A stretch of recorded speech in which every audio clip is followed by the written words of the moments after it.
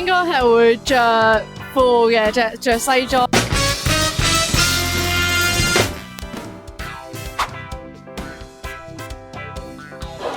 我就會想着晚禮服嘅，但係我哋學校咧就會着校裙同埋紮孖辮嘅。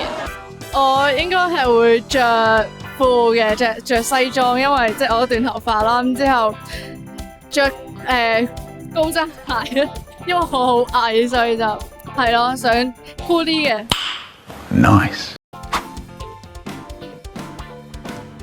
我會揀林家謙嘅邊一個發明了 Encore 啦，因為雖然學校嘅生活好辛苦啦，都好多壓力啦，但係喺校園嘅時光好快樂啦。咁畢業之後嘅校園大學嘅生活就會變得唔一樣啦，所以會再 Encore 一次。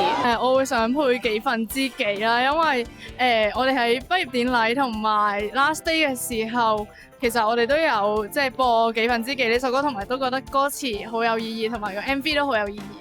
告別校園時，因為我覺得即係喺呢度讀咗咁多年，讀咗12年啦，喺呢度經歷咗好多啦，然之後都有好多回憶留咗喺呢度啦，所以想同學校講拜拜嘅同時都要懷念學校咯。